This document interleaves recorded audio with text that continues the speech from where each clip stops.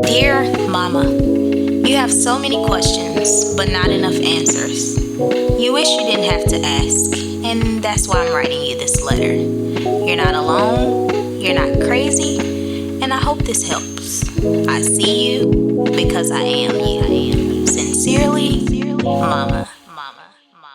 Hey, Mama. Hey, you are tuned in to Sincerely Mama podcast, where we've created a safe space for us to share all things motherhood. Not magical motherhood, but realistic motherhood. I am your host, Jackie Bobbitt, millennial mom, entrepreneur, and purpose coach.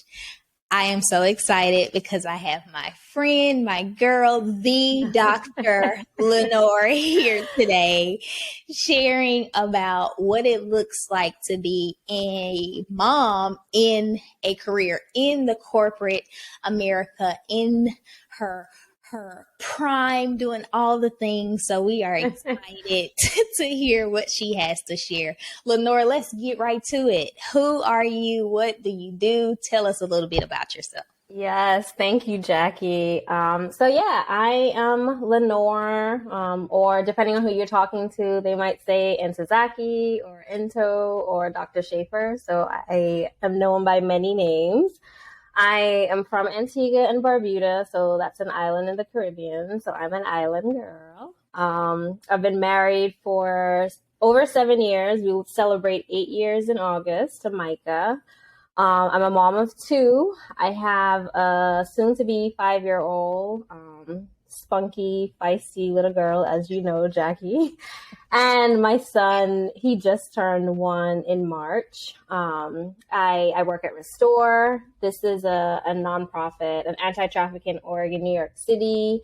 Our mission is to make freedom real for survivors of trafficking. And at Restore, I am the director of economic empowerment. And that program basically, equips survivors of trafficking with the skills, community, and confidence that they need to thrive in safe work. So as the director, I, provide people leadership. I handle the financial management. I do the strategy, implementation and whatnot. And so that's basically me. I also teach sometimes. I took a break after I had Win. Jackie likes to say I have like multiple jobs. Yes. And I also used to do some coaching, parenting coaching on the side, but I also took a break afterwards. So right now I just have one job. Into the doctor. So let's back up and tell us what your degrees are in. So we know you as Dr. Schaffer. Yeah. Tell us what your doctorate is in, or all of your degrees, and then tell us the field or what your responsibilities look like at Restore as much as you can. Absolutely. Yeah, so my undergrad, so my bachelor's is in psychology. I moved to Pennsylvania after finishing high school. I actually graduated high school at 16, and a lot of people were like, oh my gosh, like that's crazy. But in Antigua, in Antigua is the norm. Like most people are graduating 16, 17. But I studied psychology, and then after graduating with my bachelor's, I went straight for my master's at Lehigh. So my master's is in counseling and human services. And then I took a break, worked in the city for a while. And then I moved to Mississippi because I got a full ride for a PhD program, which is phenomenal. And I would have been a fool not to take it. Right. So my doctorate is in higher education administration with a minor in student affairs. So a lot of my background, I would say, very, counseling, education focus is kind of like my field and industry. And at work, so I lead an 8-person team right now. We have 8 persons on our team. I'm currently hiring for some open positions. But what does my day-to-day look like? A lot of meetings. I do want to, clarify though. I wouldn't say I'm in corporate America. I'm in nonprofit. So like corporate and nonprofit, which I'll talk about later. I'm sure we get into completely different industries, especially for working parents, but still busy. So, I have a lot of meetings. I'm providing supervision to the people that I supervise. I am creating strategy for our programs, trying to make our programs better. managing our budget, doing a lot of like partnership development, providing, just support for the team and trying to speak into like our organizational culture as well. So I do some DEI efforts with the rest of the leadership team, and yeah, I really do like working. I enjoy working, and yeah, that's me. Nice. So you have been at Restore for how many years? 4 years now. In June will 4 be 4 years. years. Yeah. And Amara was how old when you guys moved to New Girl, York? she had just turned 1. It was crazy. So for the both children, their entire lives, you've been working, right? Absolutely, yeah. I put Amar because in Mississippi, I went back to work 3 months after having her. Mhm. So she was in daycare from since she was 3 months old. Yeah. So tell us, because you have been working the entire time, tell Hmm. us some difficulties of trying to balance. And I don't even like using that word Me because balance neither. is not even a thing, right? It's So unrealistic. how do you find a rhythm with being a mom and working? Because Yeah. you work what, 8 to 5? Well, 9 to 5. And No. well, actually, yeah. So let's get it. That's a good question. So, I am like very blessed in terms of Restore does a really good job in terms of just like workplace flexibility. And yeah, I really feel supported as a mom and a lot of places and a lot of people. And I do empathize, like not every woman has the luxury of being in a place where they feel supported and they have some flexibility. So my traditional hours, I would say, are 9 to 5. However, depending on what's needed for these kids, it looks completely different. So I've had days where I start work at 12, and I finish at 5, and then I put the kids down, cook, do whatever I got to do, and then I start working again at the night in the evening. And then other days where I do the typical, 9 to 5. And for me, I love that. Like, I don't like the word balance, like you said. I really, for me, I strive for like work life integration. So for me, it's kind of like, okay, how can I be flexible? So there's some days where I am in a meeting and maybe it hasn't started yet, and I'm putting a load in the laundry, doing some washing or whatever, and it works for me. And I think it helps in terms of my sanity. And I would encourage, working parents in general. It's so important to find out what works for you because there's no prescription. It's going to look different for everyone. But for me, flexibility is a part of that balance. Like me finding that rhythm, I need the flexibility. Right. So do you work from home or is there a balance? Do you share Yeah. office and home? Yeah. So I go into the office right now, usually at least twice a week. Okay. So most of the time I'm at home, which has its pros and cons for sure. And my husband works from home too. So that's also, again, pros and cons there. But yeah, that's, I think, why I have some of that flexibility because I can easily, cook while I'm in between meetings or do whatever the case is. But the con I would say for that is I have to work really hard at trying to, you know, stick to my boundaries. And I'm sure we'll get into it later. But because work and home life is blending a lot, I have to Right. be really strict about that. Right. And that's a great segue. Boundaries. So tell me, why are boundaries important? And then tell me, what are some boundaries that have been helpful for you? Hmm. Yeah, boundaries are important because without it, like I think, everybody just like flounders. Like it's just like you're just adding to anxiety. It's just crazy. So for me, I will be honest, I'm gonna keep it real. This is still an area, Jackie, that I am growing in, as you know. There are lots of chats where I'm like venting and needing support. But it's something that I'm addressing. So baby steps, which is good. But for me, one thing I do, I feel like I've gotten a lot better at, you know, so we work at Restore, we have a 35-hour work week. And you'll realize like 35 hours is never enough time to, Right. to get the work done. So there are some weeks where I am pushing, 40, 45, maybe even 50. Right. However, I've really been trying to, be a lot better at sticking to those 35 work hours, and just trusting, like, okay, what doesn't get done just doesn't get done, and I have to really make sure that I'm being present for my children too, because it's not easy hearing a mark, oh my gosh, you have another meeting, like, so it's like I really, as when she's home, I'm trying my best to be present. And also for me, taking vacations, using that vacation time.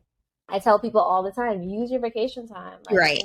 Just use it. Like, forget everything else. Like, if they give it to you, that's your vacation time. You deserve it. So no matter what, take your time. And I am very good about, using the vacation time, and just listening to myself too. Like, there are days where if I've had like a crazy day, I, walk to the gym, because we have a gym in our apartment building. Don't go enough at, like, I don't go as much as I need to, but it's there, and I make an effort to do that. Or now it's getting nicer, might go outside, take a walk. So yeah, just kind of like taking breaks throughout the day. Nice. And that took some time to find that rhythm, right? It wasn't something that you went in knowing, okay, I need to do this, or I need to do that, or I need to set this time aside. That was something that you had to learn, right? Yeah, by trial and error. Right. And lots of arguments too with my husband, to be honest, with him saying, like, there was one time he legit said, like, you care more about work than your family. And I was just like, no, like, what are you talking about? I do X, Y, Z for this. I do all this. But I mean, as I reflected, I'm just like, okay, yes, I feel like I don't want to care more about work than my family. But if I were to take an honest assessment over how I was spending my time, what I'm doing, clearly I'm prioritizing work more. Right. And that was conflicting with my values, which was adding to me feeling overwhelmed anyway. So yeah, I think, we had a lot of hard, honest conversations, and then me realizing, my family comes first. Like, I could lose my job, Period. Tomorrow, right? I'm like, these are the people, when I'm sick, I can't call my job and be like, hey, can you take me? You know what I mean? Even though I have friends there and my supervisor is great, I love her, but my family has to come first. And I have to do a better job, and, in showing that. Nice. And I love that you say you took an honest assessment, because how sometimes we don't want to listen to our husbands. We don't want people to tell us about ourselves. And then you're not right. I'm always right. Exactly. So you did that. You took an honest assessment and then saw that, okay, work is getting more time. I think that is awesome. So we're going to shift gears into, let's talk about, because you are all for women empowerment, okay? So we want to talk about it. I'm going to give you an opportunity to encourage women in the workplace. But right now I want to ask you, do you feel like moms have equal opportunity in the workplace? Yeah, this is so good. Like, this is something that can get me on a soapbox for so long. Unfortunately, I would say no, for several reasons. I don't know if you've heard of, like, the motherhood penalty. But it's basically, this idea that moms are seen as, less serious when it comes to, the job, because they have family obligations. So they might get passed up for promotions, or, because they don't have a flexible work, so if their job requires a lot of travel, they might not get the same opportunities.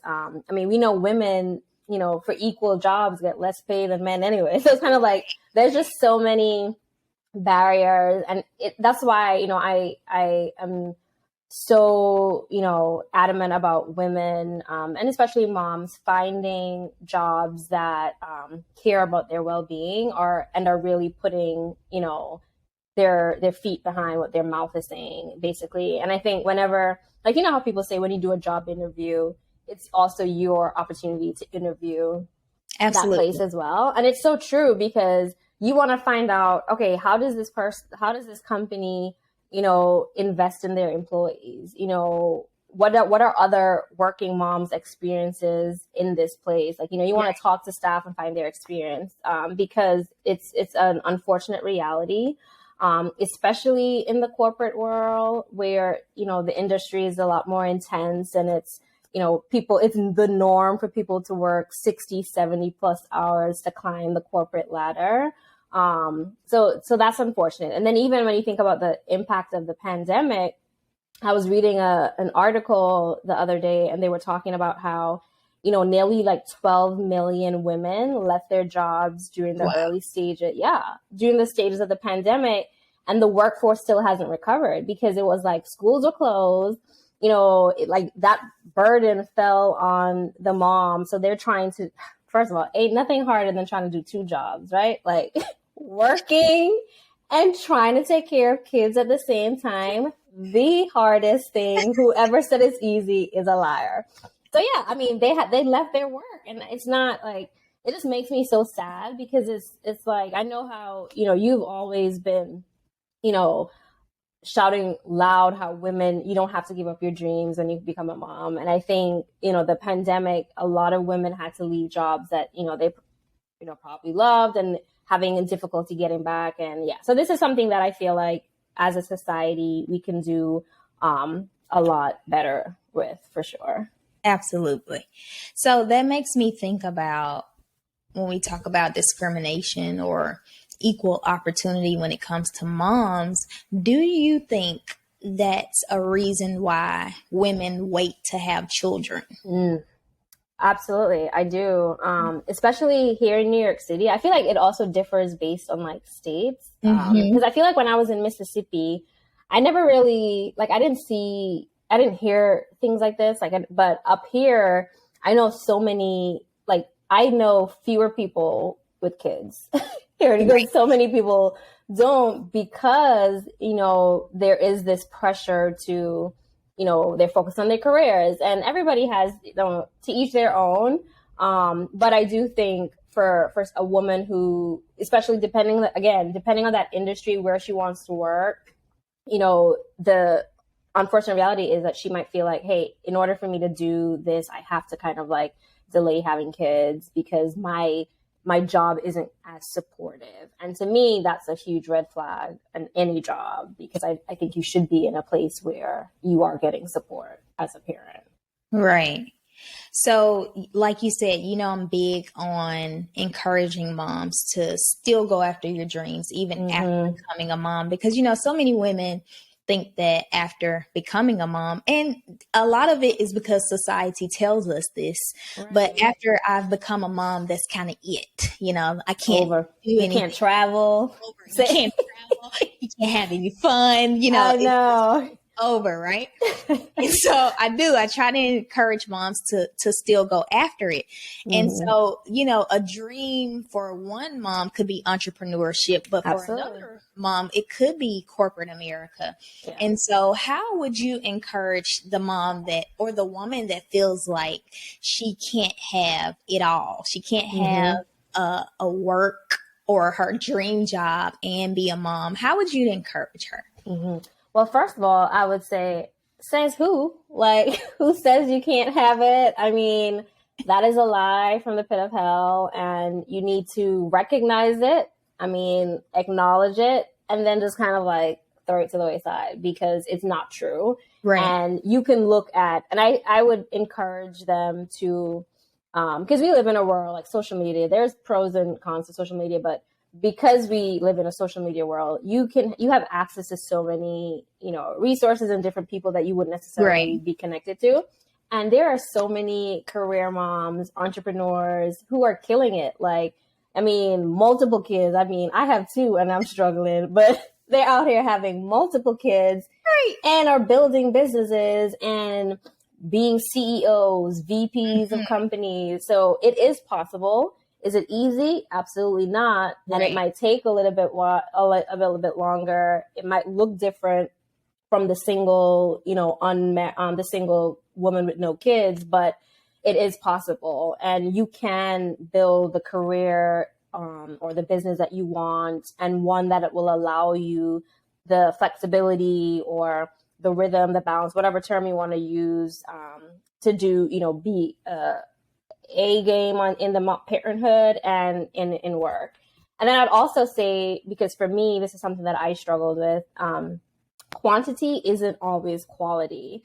So, for a parent or someone who has a business and they're investing a lot of time, you may not have all the time in the world with your children. I mean, that's just the reality. Like, you're not going to be with them for most of the day. Like, right. When I pick my son up from daycare, first of all, I'm waiting until 6 because I'm paying for 6. So I'm picking him up at 6.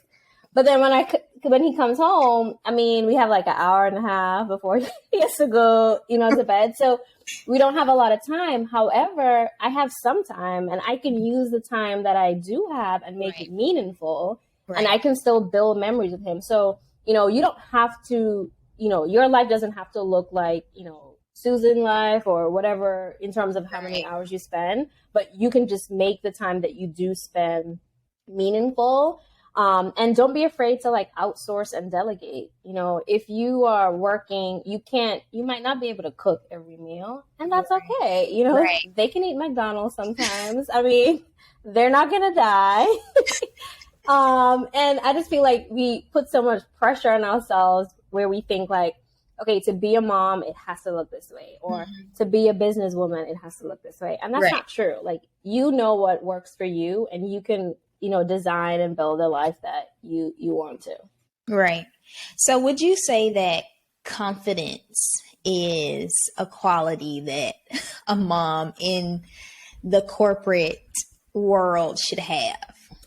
Yes, for sure, because you need it in almost everything.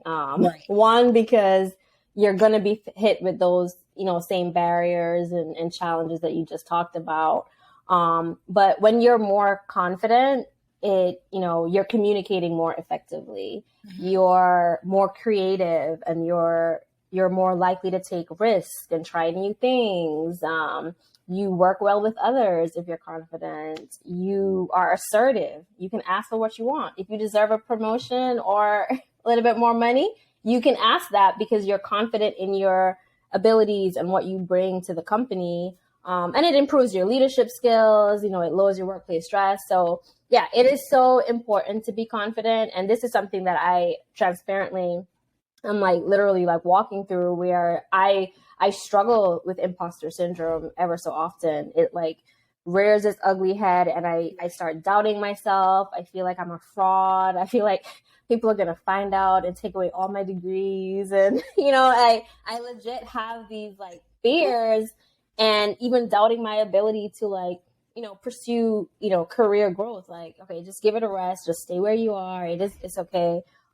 So that's something I'm like processing in therapy, pro therapy, go to therapy, processing with my career coach. I started working with someone who helps me develop, an executive presence, increasing my confidence, because ultimately it's going to just make me a better career mom. It's going to make me a better employee. It's going to make me a better leader, and it's going to make me a better mom because I'll be confident in my parenting skills too. Like, I struggle sometimes feeling, do I even know what I'm doing as a mom? Like, it's real. None of us do. Right. We're just winging it. Right. And then you mentioned how that would translate as a mom, but it would mirror confidence for your children. Like, it would show them like, this is what it looks like because mom is walking that out. Yeah. So I think it's all around a great quality to have. I love that. But you talked about, continuing to build the life you want and go after the goals. What are some limits that are put on women who are trying to climb the corporate ladder? What difficulties do you think, or challenges do you think they face or come in contact with? Yeah. Well, you kind of talked about the major one, I think mom guilt, definitely. The expectations, people's expectations, like, I mean, even my mom, I love my mom, to death, but there are times where she'd be like, oh, like, what did you cook today? And I'm like, well, I didn't cook, or Mike is going to cook. And she's like, oh, you should have did this and you should have cooked this. And I'm just like, okay, well, I don't have to cook, I just worked whatever. So, I mean, they're just like other people's expectations, in terms of, oh, you should look this is how it should look, and this is what you should be doing and how you should be spending your time. So I definitely think that is a limitation. And then that own negative self-talk, that mom guilt, thinking like, oh, I'm not doing enough, which is why I think that whole quality is better than quantity. I'm trying to think two other major ones. Mom guilt, people's expectations, and just the reality. I mean, I said it earlier, being a mom full time, like a stay-at-home mom, that's work. That is a job. And having a 9 to 5, that is a job. So for working moms, like, you literally do have like 2 jobs. And it's like, for me, I can say when I finish work, it's like, I have a friend who said, oh, you're about to start your other job? Yep. Because the kids are home, like, I'm in mom mode.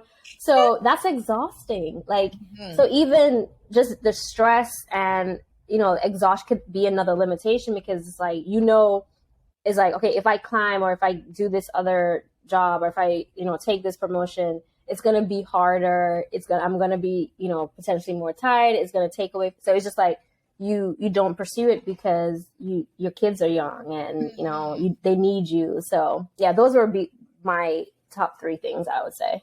Right. So you mean moms get overwhelmed? Do they? Wait a minute. I know, right? Who would have thought? I know, right? So as a working mom, how does that look when you're overwhelmed? What does that look like? And then how do you cope? How do you deal with it? Yeah. Well, it usually looks like me being super irritable and sharp and short with my husband, or, not having patience with the children, just kind of like very snappy. And that is a huge red flag to me. Like, okay, like, you're burnt out, you're overwhelmed, like, you need to take a break. And then sometimes too, I cry. Like, the shower, I know the shower is a perfect place to cry. The water is flowing. It's just like, you just let it all out. But I'm very emotional, as you might know, Jackie. I'm hard, but I'm also emotional. Right. The hardest, softest person ever. I know. So yeah, when I get really overwhelmed, I cry. So that's common for me. But I'm learning to, engage, like I said, in like self-reflection, doing these like assessments to see and ask myself questions, like, okay, finding out what is triggering this feeling of being overwhelmed. It's usually, for me, I find out it's usually because of 1 or 2 things. So it's either that my values and behaviors aren't aligned, and and if I'm going against the grain. So like, for example, I'll give an example. I value, family time. So if my kids, if Amar usually is asking me, hey, I want to do this, I want to go outside, and I'm working, and I'm trying to finish all these things. It's like, okay, I need to finish this, and I'm stressed out, even though I'm telling her, okay, I can't do this right now because I have to do this. And it's creating all these feelings for me. And it's because, well, right now I have values kind of like conflicting, because I do value family time, but I'm not living out what it is I'm saying that I do value. So that's usually like a sign for me to be like, okay, Amar, maybe give me 5 minutes, and just taking a break and then coming back to whatever it is, but really just listening to, my values and doing what would be important for me.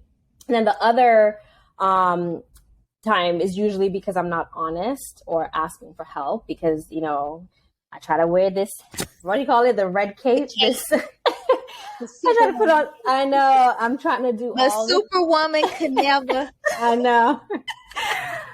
I try to do it all, so I'm probably not being honest with Micah about, hey, like, I really need you to like step up and do this to help me here. So it's like, I want him to do it without me asking. I'm like, you see these dishes needed, like, but that ain't fair. but I do want him to be a mind reader sometimes. I wonder if he can hear me, but yeah. So it's like me just having to like, okay, just ask for what it is I need, and also, just realize when I'm being unrealistic too, and okay, it's like something's got to give. Like I live in a house with kids. It's not going to be clean all the time. Just kind of like let it go. Right. So you mean to tell me it's okay for moms to ask for help? Absolutely. It's the hardest thing sometimes to do, but you got to ask for help. And this is huge. When you ask for help, you have to be willing for the help. Like it's not going to look maybe the way you want it to look. So like if for me, I've asked Micah to like make up the bed, because for me, I have to have the bed made up for me to start the day. I can't like go to sleep in an unmade bed or anything, but I can't tell him, okay, this is how you do it this way. And so however he makes the bed, at least he made it. It is what it is. So that's another thing. When you ask for help, you got to let go of control of what it's going to look like. And that's something I am literally learning and having to like push myself to remember every day. Girl, get your cash out in a minute. What is it? Money sign Lenore Schaffer. Oh man. So Into, what are some of your career goals? Like what are some of your aspirations, if you can share them? Yeah.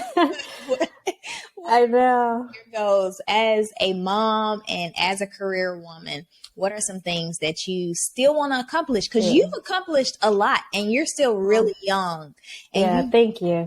A lot. So what are some goals that you still have? Yeah, thank you.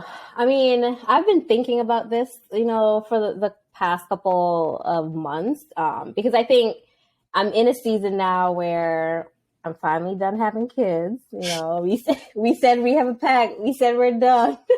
Amen. So I feel like I can look to the future more in terms of like career, because I feel like for a long time I was just like, hey, I'm just trying to survive and take care of these kids, to be honest. But I love the field that I work in. So I'm passionate about gender-based violence, women empowerment, like we talked about, and just overall employee well-being. Like the thing I like the most about what I do as a director is really developing the team, like coaching, working with my direct report. So I just love like, encouraging and working with people. So I do think I want to like stay within this field, and like grow. I'm a director now. So, eventually I would love to maybe in a few years get to the C-suite level where I have more of an impact on overall company and more strategic initiatives. And, there was a time where I was thinking about like, should I go back to school? My family's like, no. Please no. I know, but I do love learning, Jackie. Like that's one of my, I know. You don't say. That's one of my strengths. I am a learner. So I'm always like reading articles, sharing articles with y'all, asking y'all what y'all think about stuff.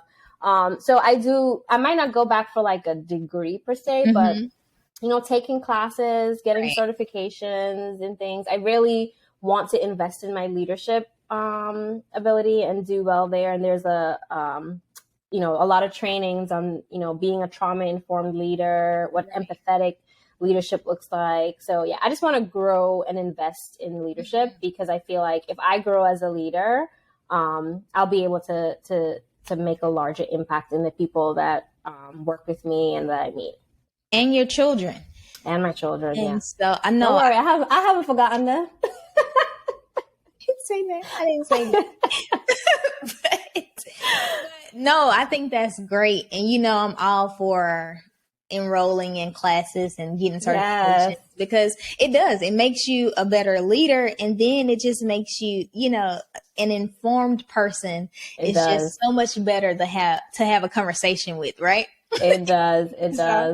So I think that's awesome. And so you have been amazing. We are going to wrap up. So share with us your last remarks and then encourage the boss mom like yourself. Maybe maybe she's in the middle of her doctorate and she needs some encouragement. She needs to know that it's okay to be a mom and to Yeah. be smack dab in the middle of the workforce. So encourage her. Yes, let me look in the mirror so I can look like I'm talking to whoever is watching this. Girl, you got this. You are here where you are for a reason. Nobody can do the things you do. You are unique and uniquely positioned wherever you are, whether you're studying, working, or even just doing the mom thing right now. You got this. Get yourself community, a mom tribe, a working mom tribe. Do not try to do life alone. You need support. You need people who can cheer you on, who can love on you, who can cry with you when you need to vent and process all the things. And I'm proud of you. Like, you're taking the steps that are going to improve your life and ultimately improve your child's life or your children's life. So keep going. Don't give up. You might need to take a break, rest a little bit, but get back moving. Don't stop. Absolutely. Thank you so much, Dr. Schaffer, Yes. for making time for us. We know Of that course. you are so busy. Anything for you. Anything for me. Y'all heard that? But we're so excited that you spent some time with us. Thank you guys for tuning in. You guys have been amazing, and Fridays are so much better with you. We'll see you next time. Sincerely, Mama. Thank you so much for joining us. If you found this episode helpful, do me a favor and share it with another mama. Subscribe to this podcast and leave us a 5-star review.